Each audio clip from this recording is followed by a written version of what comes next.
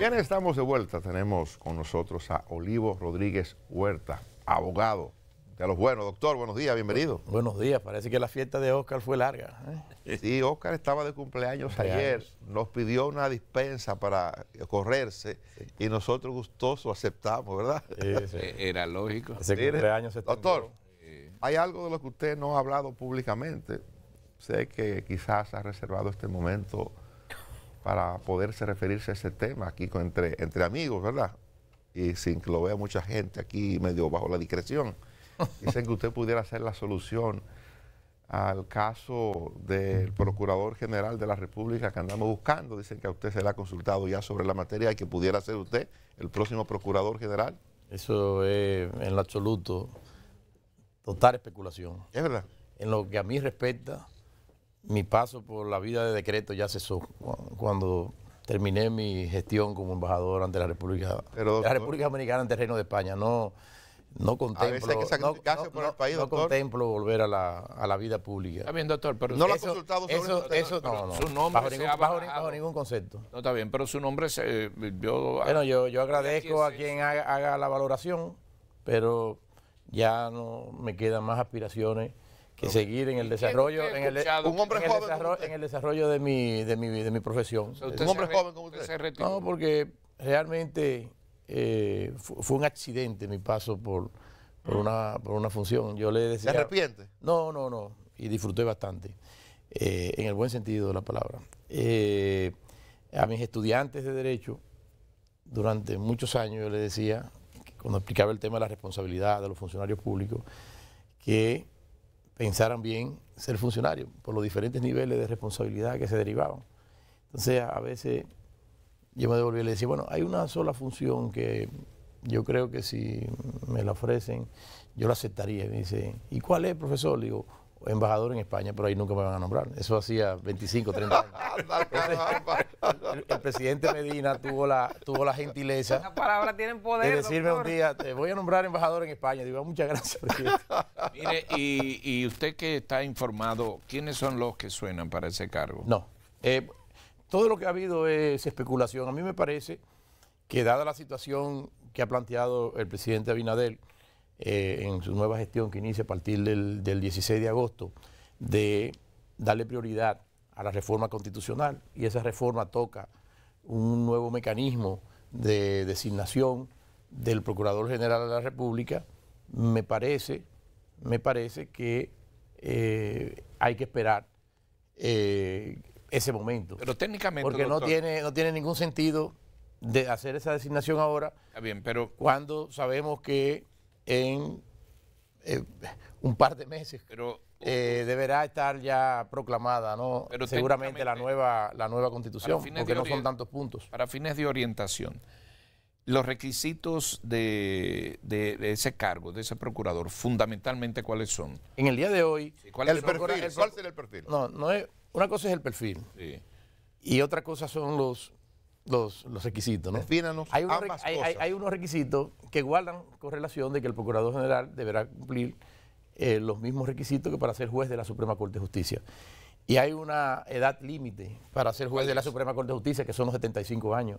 Es decir, ninguna persona que tenga más de 75 años de edad puede ser designado en el día de hoy Ni que tenga 73. como procurador. Hay que ver cómo va a quedar O sea, ya la edad tiene una limitante. Pero recuerda que el sistema actual es que el procurador es de libre nombramiento y remoción. Es decir, el presidente puede en cualquier momento remover al Procurador General de la República. En el sistema actual, justo es parte de la propuesta de que la figura de la cabeza del Ministerio Público sea designada por un periodo, por cada periodo constitucional. Entonces, en el sistema actual, doctor, duraría 4 años y se agrega, ahí sí, algunas condiciones adicionales. Lo que se está proponiendo es que, como condicionante de que quien sea nominado y designado para la función de cabeza del Ministerio Público, porque no podemos seguir llamando, en caso de que se produzca la reforma, como Procurador General, porque ese nombre sería cambiado a Fiscal General del Estado. Para ser designado tiene que cumplir con determinados requisitos, entre ellos el no haber participado activamente en la vida política ni ser un militante. Eso descarta a Guillermo Moreno, por ejemplo. Sí. Un hombre que se ha mencionado. Bueno, el profesor Guillermo Moreno no podría, y mi antiguo decano en la Universidad Iberoamericana, no podría, en los términos de los requisitos que están siendo propuestos para ser cumplidos por quien ostente la cabeza del Ministerio Público, porque él acaba de ser candidato a senador y no sé si ha renunciado, pero es la cabeza de un partido político a través del cual él se postuló o ha sido postulado en varias ocasiones a la presidencia de la República. Pero que ayer en la semanal el presidente en eso, Abinader, fue enfático, que debe tener por lo menos 2 o 3 años fuera del ámbito político. O sea que por eso le pregunté esos datos, porque eso definitivamente descarta a Guillermo Moreno, porque acaba de ser políticamente candidato del partido del presidente Abinader. Entonces, pero además, doctor, además de lo que establece la Constitución, o sea, sobre los requisitos para ser figura del procurador, además de eso, porque no solamente eso es lo relevante, aunque es lo que establece la Constitución, hay aspectos que debe tener el ser humano que deben acompañarle para el desempeño de la función. ¿Qué aspectos usted entiende que debe tener esa persona que quedará designada allí en los próximos 2 meses, 3 meses? Mire, hay como usted señala, hay unos requisitos que son de la naturaleza legal. Hay quienes han abogado porque quien sea cabeza del Ministerio Público sea parte del cuerpo de carrera del Ministerio Público. En el esquema que está siendo propuesto, no necesariamente tendría que ser un miembro del Ministerio Público de carrera, pero no debe descartarse, porque quien tiene el temperamento, quien tiene normalmente para desempeñar las funciones dentro del Ministerio Público son aquellos que han hecho vida dentro del Ministerio Público. Es lo mismo que pasa en el ámbito de la judicatura. Lo único que es que el sistema permite determinada pluralidad en determinado momento, de que sea una persona que no forme parte del cuerpo normal y ordinario, pero eso es una de las posibilidades, digamos que desde el punto de vista de temperamento, de las condiciones más intrínsecas, lo más normal es que un cabeza del Ministerio Público pudiera ser parte del propio cuerpo de carrera funcionarial. Doctor, un cafecito Santo Domingo, café del bueno. El asunto de que el presidente escogería a alguien, lo recomienda al Consejo, ¿es mediante una terna o una sola persona? No, como está planteado en la propuesta de reforma constitucional, es que el presidente hace una especie de nominación, una propuesta al Consejo Nacional de la Magistratura, y el Consejo acepta o le dice sencillamente al presidente, nomine a otra persona. Okay. Nunca el órgano que va a hacer la designación se encuentra vinculada por la propuesta. Y si por razones de carácter legal o normativo, en este caso si no cumple los requisitos constitucionales, o el Consejo considera otras razones como falta de idoneidad en determinados aspectos, no lo considera conveniente o con el mérito suficiente, a pesar de que reúna los requisitos, también puede decirle al presidente que presente otra propuesta. Y es un diálogo que permanece hasta que finalmente se logre llegar a un consenso. Creo que el sistema que está siendo propuesto genera una coparticipación de los 3 poderes del Estado, porque en el seno del Consejo Nacional de la Magistratura está representado el Poder Legislativo, que tiene 4 miembros, el Poder Judicial, que tiene 2 miembros, y está el Presidente de la República, que pertenece al Poder Ejecutivo, digo, partiendo de la propuesta de que el Procurador General de la República quede excluido del mismo. Entonces hay una coparticipación de los distintos poderes para la designación de la figura del Procurador. Hay un planteamiento reciente que se está haciendo a partir de que en el Consejo no figura una representación del constitucional, y se ha planteado la posibilidad de que pueda que pueda subir al Consejo, que pueda hacer la modificación de la Constitución, incluido un miembro del Tribunal Constitucional o el presidente del Tribunal Constitucional? Eso entra dentro de las evaluaciones que deberá hacer ahora la Asamblea Nacional Revisora. El esquema que se consagró en la Constitución del año 94, que es en ese momento, motivo de la crisis político-electoral entonces, que se logra como conquista sacar desde el Senado de la República la designación de los miembros del Poder Judicial y la consolidación de ese sistema bajo un esquema de carrera que garantizara la inamovilidad. En ese sistema lo que se previó es la participación de representación de los clásicos tres poderes del Estado. Hay quienes señalan... Pero para entonces no teníamos aquí el Tribunal Constitucional. No existía el Tribunal Constitucional. Entonces, que es un órgano hoy día, un órgano extrapoder. A lo mejor podría pensarse si el profesor Milton Ray Guevara siempre ha utilizado una expresión muy interesante que es él habla ya del poder jurisdiccional del Estado. Es decir, a partir de la Constitución del año 2010 hay un poder jurisdiccional del Estado, porque ya la jurisdicción, la capacidad de decidir, no reside solamente en los tribunales del Poder Judicial, sino que hay altas cortes para el tema contencioso electoral y hay una alta corte encargada de poner en raya a todos los poderes del Estado. Pero usted comparte la posibilidad sobre la constitucionalidad de las decisiones. ¿Usted comparte esa posibilidad de que pudiera ir uno del Constitucional? Pudiera concebirse, no sé si como un añadido, si se quiere volver al esquema de 7, un sistema que es impar, entonces podría ser que el otro miembro del Poder Judicial pudiera ser el presidente del Tribunal Constitucional. Son cuestiones que habrán de debatirse. Pero yo quería decir algo muy importante, Dani, con este tema, porque se ha planteado, y bueno, pero en realidad que el presidente va a nominar, pero casi siempre el presidente tiene mayoría en el Consejo de la Magistratura con sus relacionados políticos que intervienen dentro del mismo. Y yo digo que no es el mejor de los argumentos, porque la situación va cambiando en el tiempo y los textos están llamados a regir en el tiempo. El primer Consejo Nacional de la Magistratura, el presidente Leonel Fernández estaba en minoría. Él era él solo.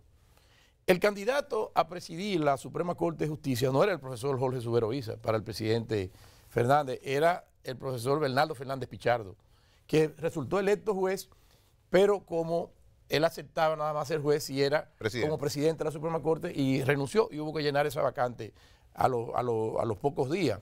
Entonces, el presidente no se pudo imponer, el presidente Fernández, porque hubo un pacto político entre el doctor Peña Gómez y el presidente Balaguer, ya que 4 miembros, y diría que 5, porque el presidente Contín Aybar de la Suprema era una persona muy vinculada personalmente al presidente Balaguer y era parte del Consejo. Bueno, pues se produjo ese acuerdo para que fuera el profesor Jorge Subero Isa que encabezara, y que lo hizo muy bien, todo lo que se ha denominado como la primera ola. Pero ahora va a pasar de la reforma judicial. Abinader no tendrá mayoría en el Consejo de la Magistratura. Bueno, lo que digo es Abinader va a estar en minoría. Lo que digo es que no debe considerarse ese como un elemento. Yo creo que Abinader tendrá 2 de la oposición y 2 de la Suprema Corte de Justicia. Ahí hay 4, ¿verdad? Que no son políticos. Son políticos. Pero tampoco son gente afín al partido oficial, en términos que se conozca, ¿verdad? Entonces es una situación también de precariedad la que tendría el presidente. Exacto, ¿no? Y fíjese que una persona que es de su libre designación, entonces lo está excluyendo porque está estableciendo un nuevo modelo, un nuevo sistema en el que el procurador ya sería designado directamente por el propio Consejo de la Magistratura, lo que se va a denominar como el fiscal general del Estado. Luisín le va a preguntar algo, pero antes de eso, para que no se nos escape el punto quizás más conflictivo que está resultando más conflictivo dentro de la propuesta que hace el presidente de modificación a la Constitución, es lo que está mortificando, preocupando al Ministerio Público, que está haciendo manifestaciones públicas porque entiende que lo que el presidente plantea para el Ministerio Público es contrario a lo que promueve. Dicen que a partir de esto pudiera estar terminando la independencia del Ministerio Público, no, del artículo 174 de la Constitución. Pero eso es una barbaridad. Es una barbaridad. Realmente la Constitución consagra al Ministerio Público como un sistema que es de carrera. donde se garantiza precisamente la inamovilidad de los miembros del Ministerio Público. Y se elige entre sus pares. El asunto es con el tema de los... Yo en eso tengo una posición muy particular. ¿Cuál? Yo la expresé incluso en un almuerzo en el Listín Diario que hubo hace un par de meses, en el que participaron el profesor Jorge Subero Isa, el profesor Flavio Darío Espinal, el profesor Eduardo Jorge Prat, y en la exposición que yo hice, sí, haciendo un levantamiento de temas que pudieran ser objeto de mejoras dentro del texto constitucional. No es que yo esté proponiendo que venga a un programa, yo creo que esta reforma precisa es lo conveniente ahora mismo para el país, pero dentro de los temas que yo creo que hay que repensar es esa estructura de colegiabilidad, la participación de los representación de los clásicos tres poderes del Estado. Hay quienes señalan... Pero para entonces no teníamos aquí el Tribunal Constitucional. No existía el Tribunal Constitucional. Entonces, que es un órgano hoy día, un órgano extrapoder. A lo mejor podría pensarse si el profesor Milton Ray Guevara siempre ha utilizado una expresión muy interesante que es él habla ya del poder jurisdiccional del Estado. Es decir, a partir de la Constitución del año 2010 hay un poder jurisdiccional del Estado, porque ya la jurisdicción, la capacidad de decidir, no reside solamente en los tribunales del Poder Judicial, sino que hay altas cortes para el tema contencioso electoral y hay una alta corte encargada de poner en raya a todos los poderes del Estado. Pero usted comparte la posibilidad sobre la constitucionalidad de las decisiones. ¿Usted comparte esa posibilidad de que pudiera ir uno del Constitucional?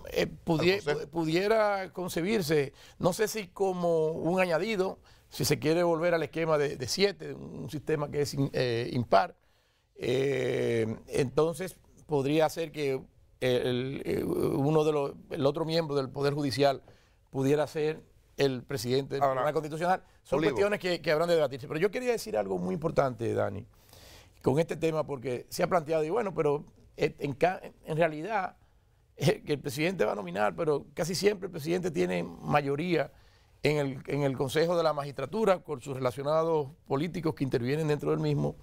Y yo digo que no es el mejor de los argumentos, porque la situación va cambiando en el tiempo y los textos están llamados a regir en el tiempo. El primer Consejo Nacional de la Magistratura, el presidente Leonel Fernández estaba en minoría. Él era él solo. El candidato a presidir la Suprema Corte de Justicia no era el profesor Jorge Subero Isa para el presidente Fernández, era el profesor Bernardo Fernández Pichardo, que resultó electo juez, pero como él aceptaba nada más ser juez y era como presidente de la Suprema Corte, y renunció y hubo que llenar esa vacante a los pocos días. Entonces, el presidente no se pudo imponer, el presidente Fernández, porque hubo un pacto político entre el doctor Peña Gómez y el presidente Balaguer, ya que 4 miembros, y diría que 5, porque el presidente Contín Aybar de la Suprema era una persona muy vinculada personalmente al presidente Balaguer y era parte del Consejo. Bueno, pues se produjo ese acuerdo para que fuera el profesor Jorge Subero Isa que encabezara, y que lo hizo muy bien, todo lo que se ha denominado como la primera ola. Pero ahora va a pasar de la reforma judicial. Abinader no tendrá mayoría en el Consejo de la Magistratura. Bueno, lo que digo es Abinader va a estar en minoría. Lo que digo es que no debe considerarse ese como un elemento. Yo creo que Abinader tendrá 2 de la oposición y 2 de la Suprema Corte de Justicia. Ahí hay 4, ¿verdad? Que no son políticos. Son políticos. Pero tampoco son gente afín al partido oficial, en términos que se conozca, ¿verdad?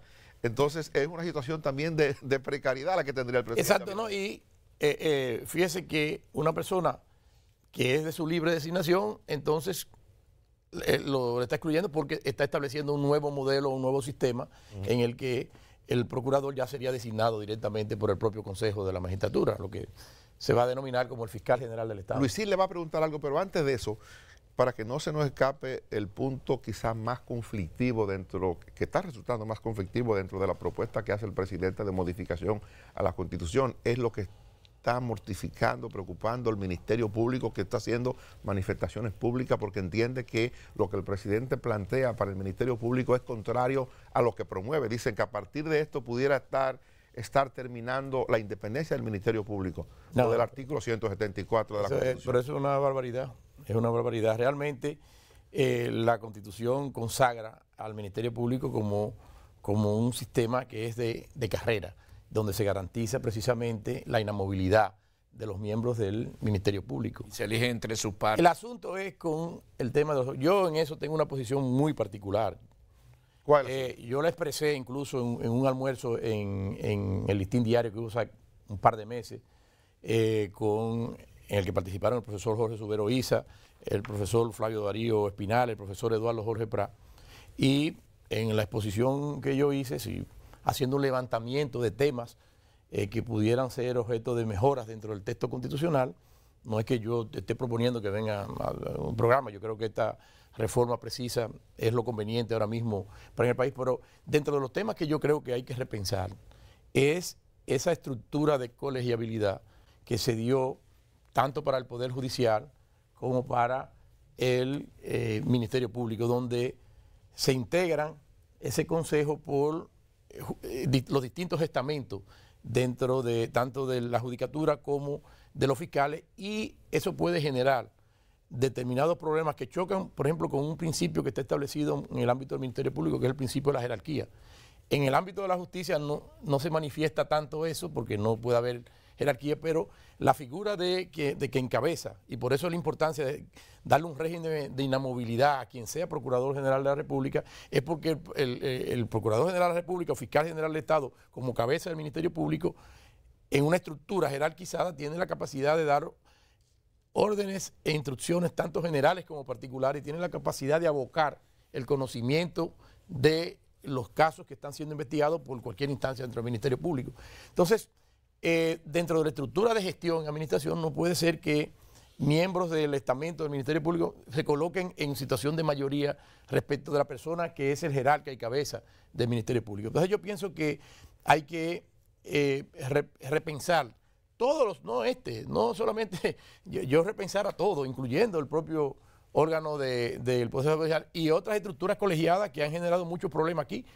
El caso de la Cámara de Cuentas, es decir, aquí el problema de la colegiabilidad es un asunto que no ha funcionado adecuadamente y que se constituye en trabas. Entonces creo que son cosas que hay que repensar, pero no es cierto que la propuesta elimine, porque se mantiene el concepto del órgano de gobierno. Lo que se está diciendo es, mira, hay que repensar el asunto de cómo repartir las tareas que corresponden a ese Consejo del Poder Judicial, y eso debe ser el tema de una ley. Eso es lo que me parece que está allí, pero la esencia de lo que es la garantía de la inamovilidad, la garantía de la independencia del Ministerio Público, la garantía que resulta del acceso a través de un sistema de carrera desde que entra hasta la edad de retiro de los 75 años, esos artículos de la Constitución no están siendo en lo absoluto terminados. Y tampoco podría ninguna ley orgánica que venga a desarrollar lo que es y debe ser el funcionamiento de ese Consejo,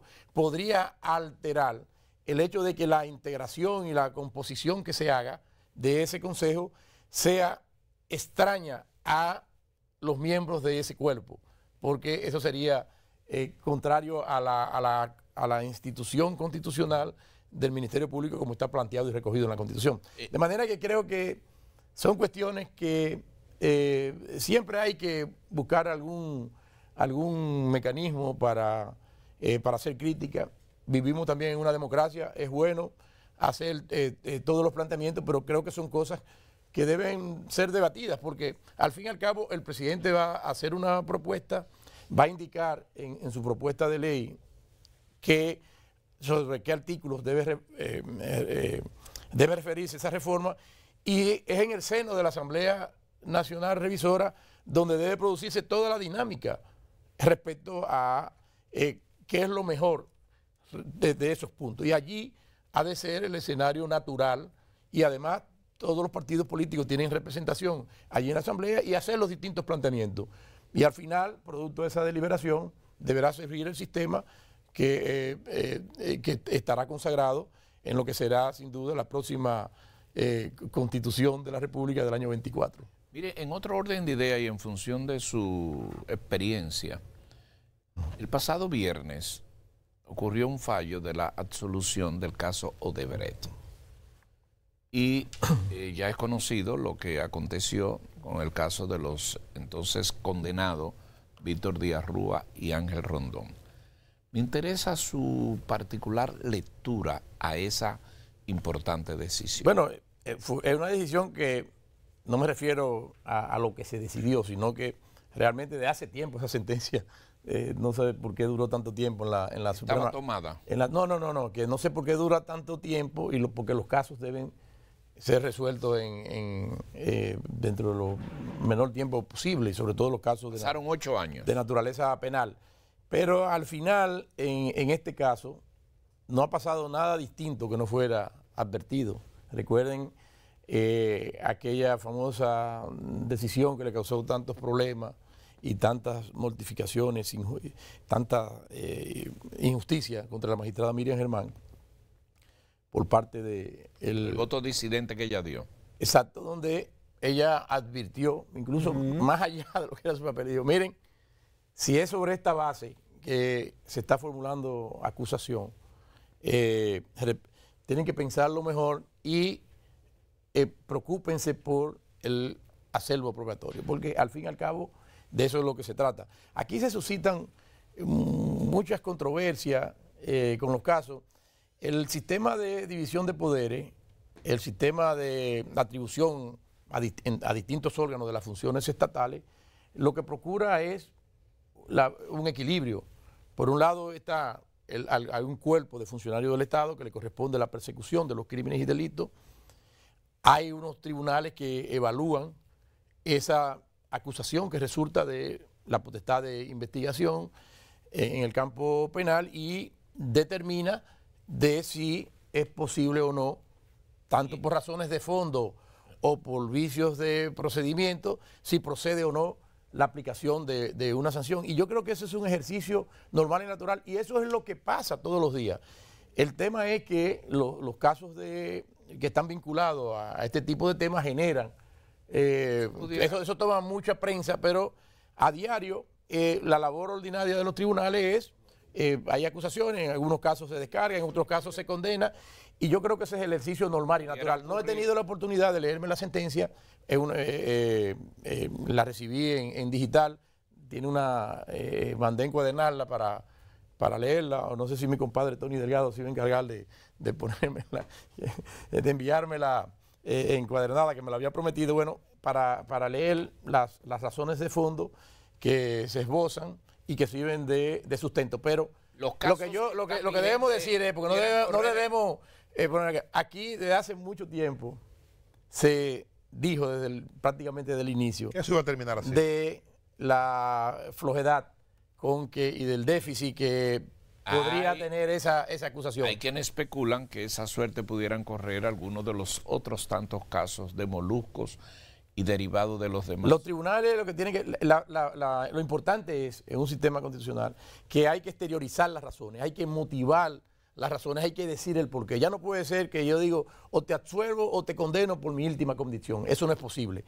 En un Estado democrático, la justificación, la motivación de los fallos es lo que debe ser de la esencia. Y son esas motivaciones las que deben decir en qué casos considero que sí hay condiciones para aplicar la sanción prevista en la norma y en cuáles casos decir, miren, no puedo aplicar porque estos elementos no son suficientes o sencillamente porque esos hechos no se encuadran dentro del texto penal que está prohibido. Entonces, Olivo, creo que es una dinámica en la que tenemos que acostumbrarnos y lo que tenemos es que tener una alta exigencia sobre la motivación, porque es allí donde se va a poder hacer una crítica fundada o infundada de lo que es la decisión judicial. Olivo Rodríguez Huerta, gracias. Muchas gracias. Mucha suerte. Gracias. El amigo Domingo, no sé si está por aquí hoy. Domingo es un madrugador.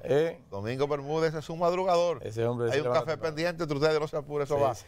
Mañana de vuelta a partir de las 5 de la madrugada.